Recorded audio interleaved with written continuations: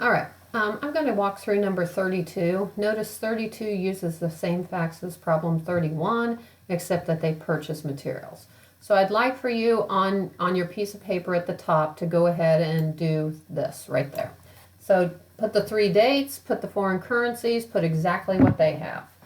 Okay, and so notice, I'm going to read through this one, but Bradley Company purchases materials from a foreign supplier on December 1st, 2017, with payment of 16,000 coronas to be made on March 1st, 2018. Okay, so then I've got year end on December 31st, and I have March 1st. Bradley enters into a forward contract to purchase the 16,000 coronas. We used to call them crowns, but anyway, however they're going to pronounce that. I'll call them foreign currency units on March 1st, okay? We got our 16,000 foreign currency units. Notice this is a perfect hedge because I have the same exact foreign currency in my original transaction as in my forward rate.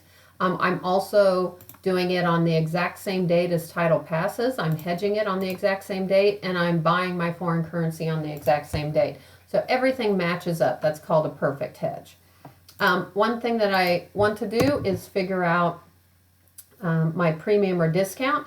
So notice right here, my spot rate is 2770 and my forward rate is 2775. So I have 0.075 is my, and this is more, so it's a premium, okay? So notice I also want to make sure I figure out what I've done. I've purchased inventory, so if I purchased inventory, I have to pay for it. I have to pay for it with foreign currency, so I also need to purchase my foreign currency. That is critical that you get that in this particular problem. All right? So I highlighted the 2.775 because I have to do the 0.2775. Okay? That's for something else. All right, so I have all of this up here, so I have it figured out. So now I need to make my journal entries. I would encourage you to do a regular side of the transaction and the hedge side. We're going to go through both 3 dates. I would encourage you to not take shortcuts and not be lazy on this. Get a piece of paper, write it out, figure it out, and write them out side by side because it's much easier if you write them out side by side. Okay, so using Excel, I'm going to show you the solution for this. Instead of writing them out, I'll always say Excel is kind of difficult at times because I had to start all over because I forgot to change my things to 3 decimal places, which was messing up all my numbers. Okay, so let's go into 32. Okay, so notice also in 32 when you read it, hopefully you have the problem in front of you also, just open your book and get it there. You'll notice that we're going to do a cash flow hedge in A and a fair value hedge in B. All right, so what do I do on December 1st? Go back and read your problem. Again, just watching me do this, you might as well shut it off and walk away. It's not doing you any good. Get out a piece of paper and write it. On December 1st, I am buying inventory and I'm entered into a hedge agreement. Okay, how much am I buying inventory for? 16,000 foreign currency units. So normally our journal entry is to debit inventory and credit accounts payable, but in this particular problem, it specifically tells us that we're going to sell it immediately. So instead of putting it into inventory, then immediately taking it out of inventory and putting it into cost of goods sold, we are putting it directly into cost of goods sold. So the only reason I debit cost of goods sold is because they tell it to me to. Otherwise, I would debit inventory. All right. So I'm going to debit cost of goods sold, credit accounts payable. If you're making a T account of accounts payable, if you're just learning how to do this, this is probably wise. I would credit accounts payable for 43,200 and put in parentheses out to the side, 16,000 foreign currency units times 270. Okay. On the same date, I entered into a forward contract, but again, all I did was sign an agreement. When you sign an agreement, there's no accounting dollar amount that kicks in, although you do disclose it in the notes to the financial statement. So there's no entry on the hedge side. So I have this entry on the green side here, and I have no entry on the hedge side. Okay, now I'm going to draw a line, and I'm going to go to my December 31st transaction. The first thing I do on my December 31st transaction is accounts payable is sitting at 270 each. I need them to go to 280 each. So I need accounts payable to go up by 0.10 and 0.10 times 16,000. So to make accounts payable go up, I credit it.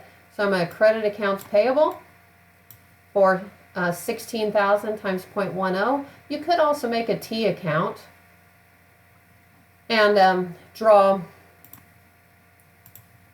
your accounts payable here. So you have the 43,200 here and the 16,000 times 0.270 there. Draw a line and put 16,000, I can't type very well, times 280 here, and get that number and say, okay, what have I got to do to get it there? And your answer is I need to bump up accounts payable by 1,600.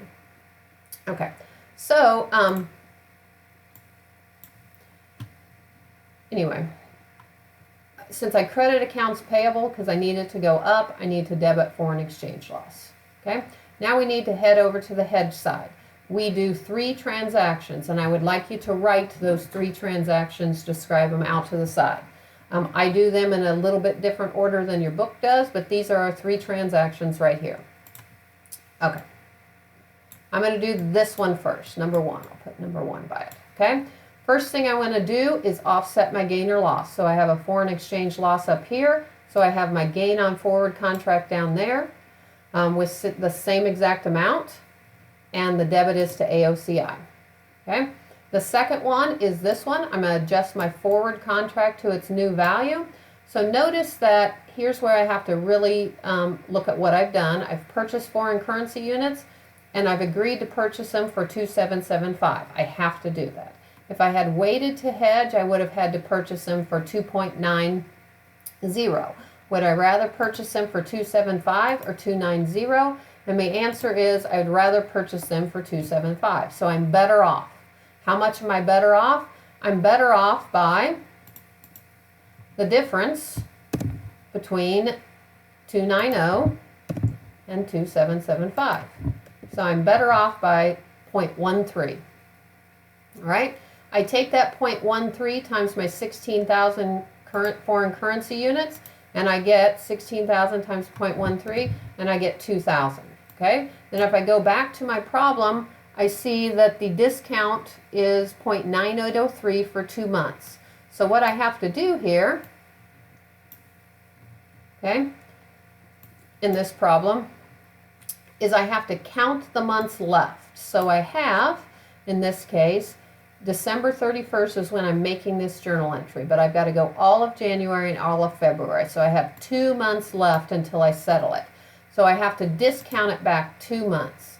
So I may give you the discount rate for 1 month and 2 months, and you have to know you use the 2 months left, not the 1 month past.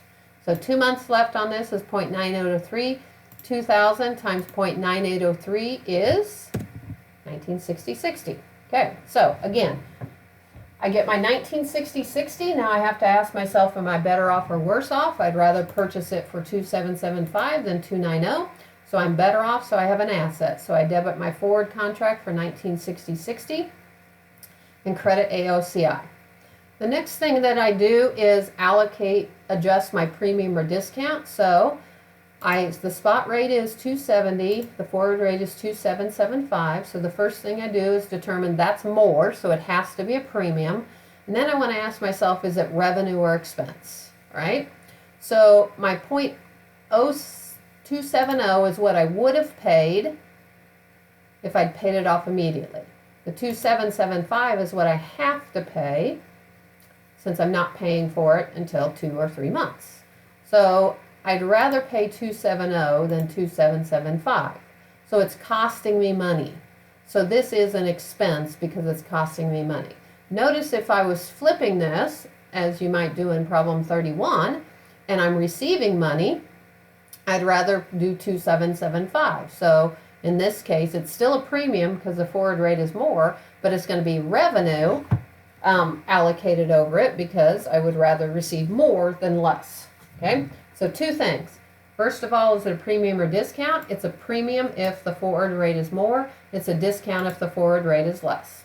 Second, do I have a revenue or expense? And I have an expense if I'm worse off, and I have a revenue if I'm better off. If I'm purchasing, I have to buy the foreign currency for more, so I'm worse off. Okay, so now I'm going to take that difference, 0.075 times the 16,000, so this is costing me $1,200. I count my months, so I've got all of December, all of January, and all of February, so it's 3 months, so it's $400 a month. Delete that, that's when I had my rounding difference up there, and I was using 0.08. Okay, so it's $400 a month. So in this one, notice on this one, the number 2, I brought it back to how many months were left because I'm doing a present value. Here, I'm just allocating what's gone. So December to December 31st is 1 month gone, so I have $400 there. So this one's my third entry. Offset the gain or loss. Adjust your forward contract to its fair market value based on present value. Allocate your premium or discount. So I need to erase those. Okay, now I've got to repeat this exact same process for March 1st and then settle the thing. Okay. All right, so I'm going to go to, your problem asks for the impact on net income. I disagree with this a little bit because they leave out sales. Sales has an impact on net income. So you're going to have to do this because your homework problems might ask for it, but we don't know what our selling price was. So I would add sales up here, or I would say what impact does only the change in foreign currency rates have on net income. It would be those 3 numbers. But notice what it is, since this is a cash flow hedge, the gain offsets the loss. And so all I have is that allocation of the premium expense, what I knew it was going to cost me. Okay? All right, so on to the entry. Okay? So the first thing I do is I'm going to take the regular side. I adjust my accounts payable from 280 to 295. So that's going up 15 cents. So 0.15 times 16,000, and I need to go up, so I credit accounts payable for 2,400. So let me see right now what accounts payable is sitting at. So accounts payable is at 16,000, and I adjusted it up to 2.95. So accounts payable is sitting on my books at 47,200. Okay.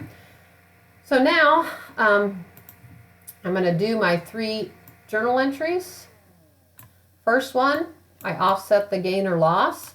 I have a loss up here, so I'm going to have a gain of 2,400 and debit to AOCI, accumulated other comprehensive income. So basically this is eliminating the income statement gain or loss. I could scroll up and you could see that. I just did that. The second one is to adjust the forward contract to its fair market value. Okay, so now, I gotta get rid of this draw thing because it won't let me work in here. So if you notice that I have my, it's sitting at 1960.60. Okay, so that's what it's sitting at. It's sitting at the debit side of 1960.60. Okay, now I have to ask myself, I'm going to fill in this number because on March 1st, the spot rate is 295. And if the spot rate is 295 on March 1st, then the forward rate on March 1st to March 1st is 2.95 also. Okay, so now I'm going to take this whole difference right here. Delete that for now. Okay, so my whole entire difference is 295 minus 2.775. So I have 0.175, I'm better off. The reason I do the whole entire time is it allows for me to not miss when it flips. If it goes up to 290, which is above 2.775, and then goes down below 2.775, I'm actually flipping whether it's an asset or liability. Okay, so I have the 16,000, so I have my 0.1075 times 16,000, so I want my entire thing to be 2,800. So now I have to ask myself, is it an asset or liability? So I can't draw lines in here with my screen all scrunched up. So anyway, I want it to be 2,800. So I have to purchase foreign currency for 2,775. Would I rather purchase it for 2,775 or purchase it for 2.95? And I'd rather purchase it for 2,775. So this one's an asset. Okay. So my forward contract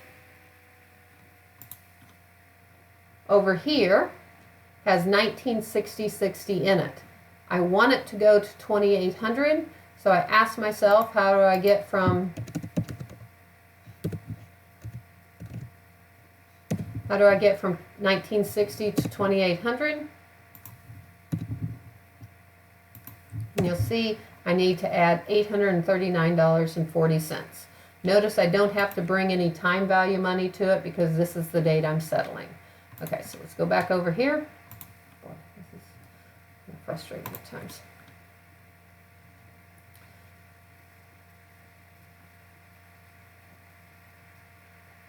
There we go. Okay, so my forward contract needs to go up to $839.40. $839.40 right there. So I'm going to actually highlight these. No, I'm not going to highlight them because I can't get there. Okay, so here's what my forward or my accounts payable is sitting at, $47,200, and this is what my forward contract is sitting at. Write those down or make a T account of those. Okay, so hopefully you're doing what I'm saying instead of just listening, because it will trip you up. All right, so this is my second one. So now my forward contract sitting at 2,800 and my accounts payable sitting at 47,200. Those are pretty important. Then I do my third one, my premium expense. So notice I want the months past. Well, now January and February has passed, so it was $400 a month. So now I have 2 months to expense, so I have 800. So notice in the prior one it's an expense. It's always going to be the same. It's not going to ever flip from an expense to a revenue like this one flips from, a asset to a liability or liability to asset. So I just allocate the rest of the premium expense, okay? So that's my third entry. So I'm going to clear these. Okay, now I've got to settle the thing. Okay, so remember I bought inventory. I'm paying for it with foreign currency. So the first thing I need to do is get the foreign currency to turn around and pay for it. So I get the foreign currency for $47,200. How did I get that? Because it's March 1st and that's 16,000 times 295. That's what my foreign currency is worth. So if you want to put parentheses around that, 16,000 times 295. I've agreed to buy it for 2,775. So cash is 16,000 times 2.775, which is what I signed the agreement for. And then the plug figure should equal what my asset is worth because I've adjusted this forward contract from 2,775 to what it's worth. So if you've done it right, this will be that, okay? And it should balance. Now I have to turn around and take my accounts payable and take my foreign currency and pay off my accounts payable. So I credit my foreign currency, turn around and get my accounts payable off my books. So in the end, I should have my accounts payable at 0, which it is. I should have my forward contract at 0, which it is because it was an asset and I credit it. And I should have no more foreign currency on my books, and I don't.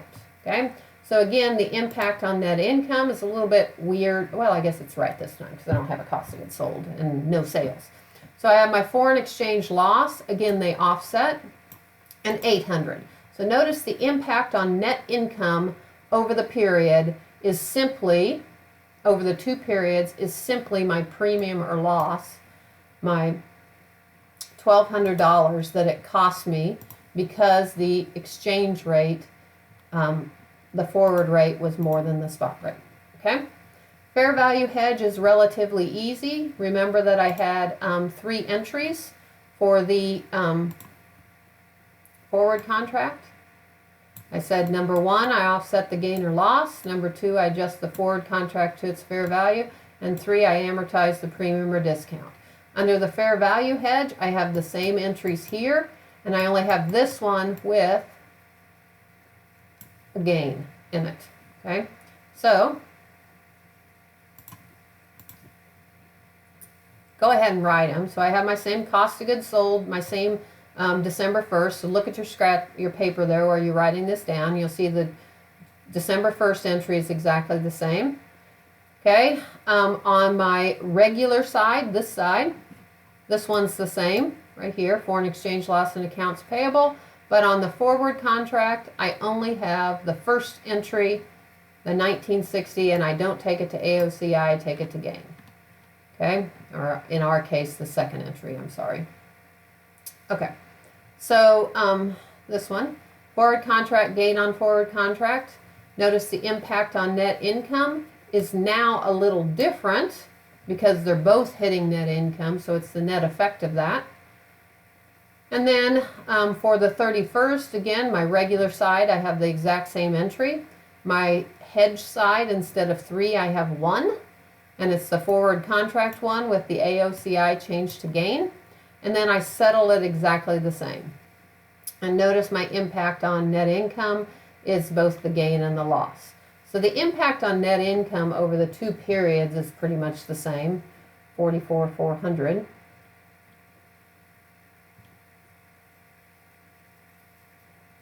$44,400. This is part A. Okay, it's just when they hit the net income of which year.